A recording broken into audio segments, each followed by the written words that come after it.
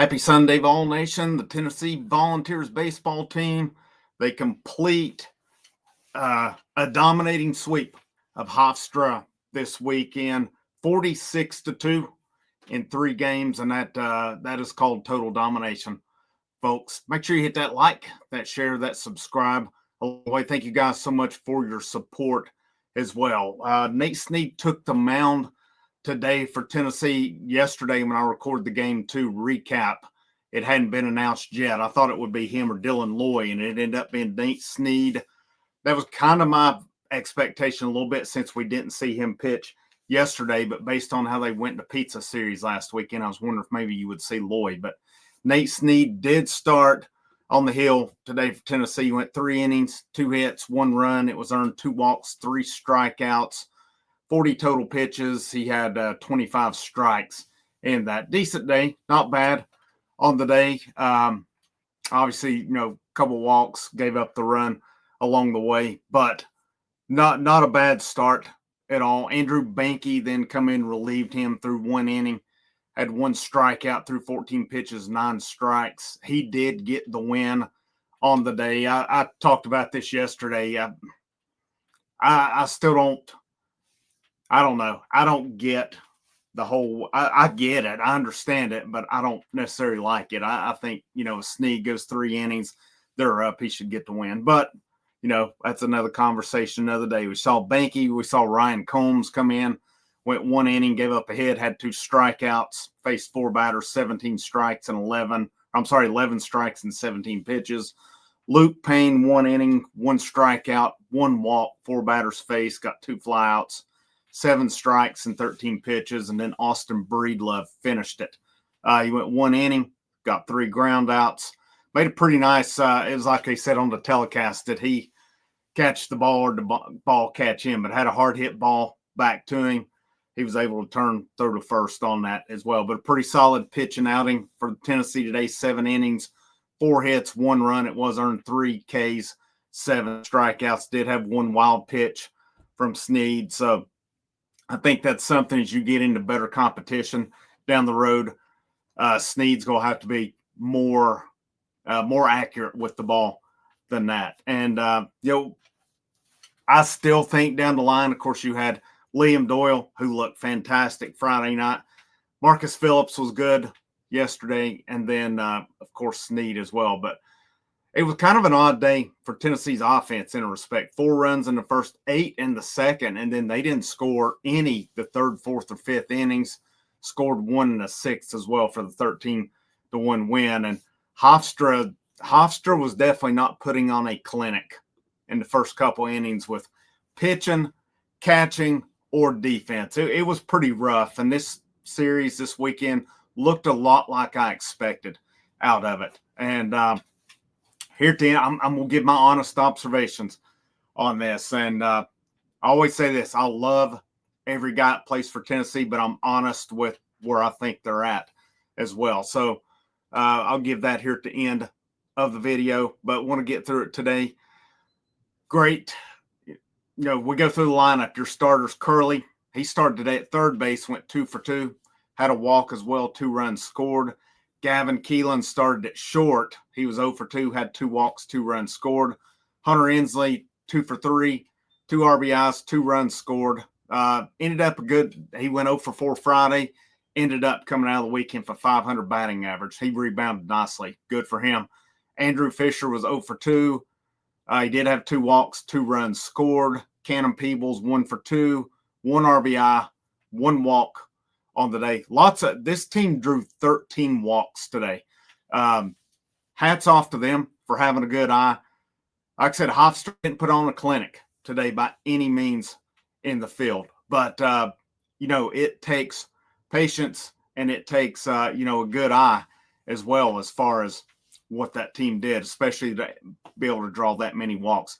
Stone Lawless got the start at catcher today. He was 1 for 1. He had an RBI, got an RBI single in the first inning, and he had 3 walks on the day. He had 1 run scored. Chris Newstrom started again in left field. I kind of thought we may see Abernathy in left, but Newstrom had a pretty good weekend.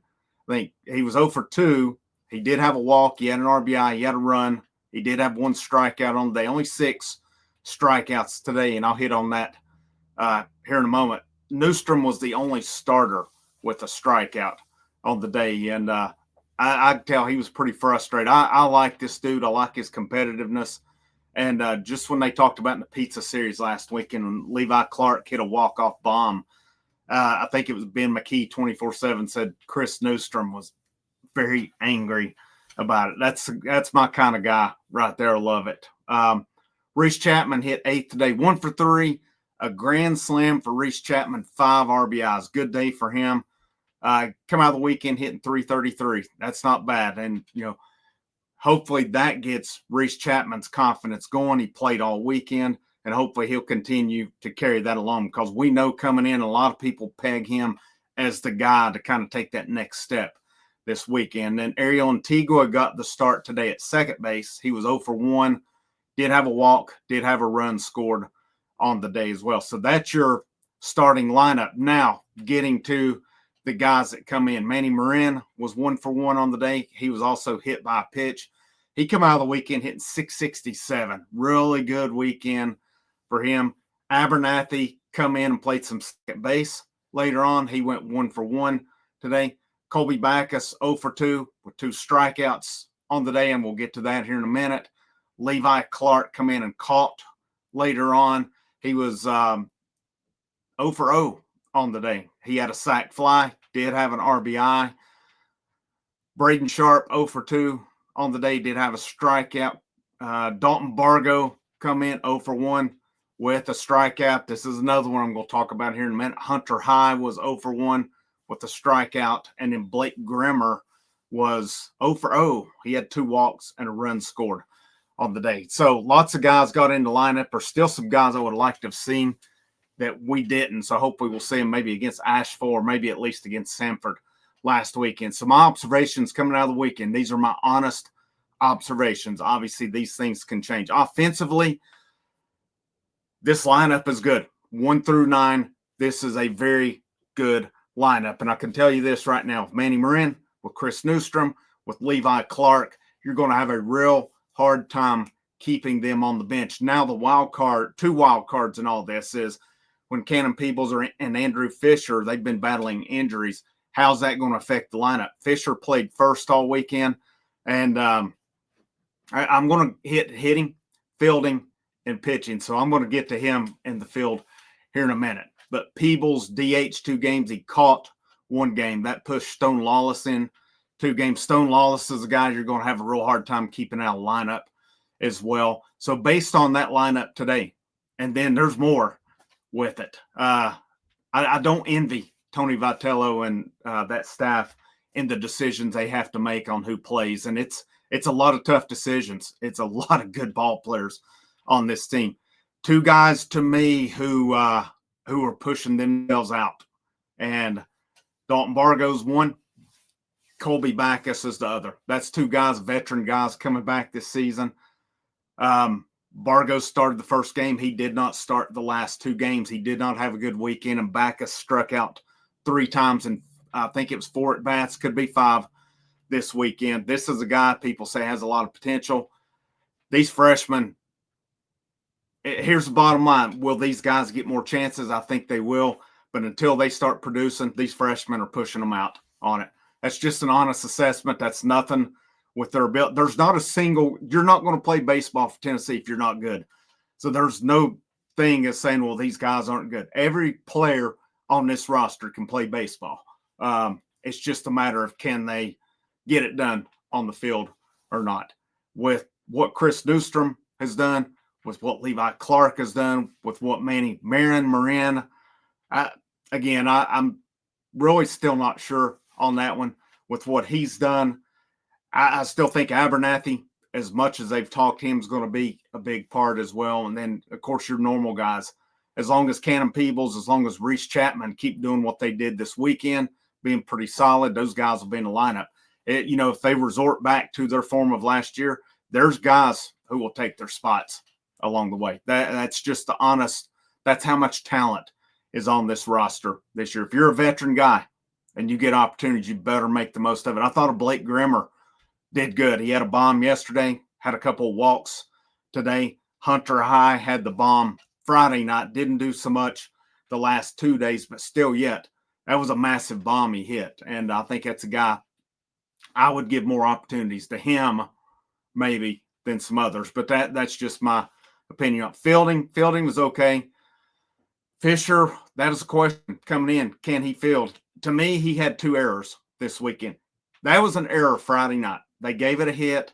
Tennessee should have had a no-hitter on Friday night. He had an error yesterday. How will he do when they shift him to third base? That's going to be interesting to me on it. But, Fisher's going to, especially at the bat, he's going to do some big things there as well. Nothing else really stood out. I thought other guys did pretty good job this weekend fielding-wise. Pitching, we saw a lot of guys throw this weekend. I mean, Doyle was dominant. He was fantastic Friday night. I thought Phillips and Snead were solid in their starts. I still wonder how long those two will start, though. A part of me still sees them being bullpen guys. But, decent outings for both of them for sure. And we saw a lot of dudes pitch this weekend. And nothing really. The only one that I thought had a bad outing was Michael Sharman. And I think he'll bounce back from that. He's a guy through a lot of innings in JUCO. Definitely has the talent. But his outing yesterday was a little rough. But,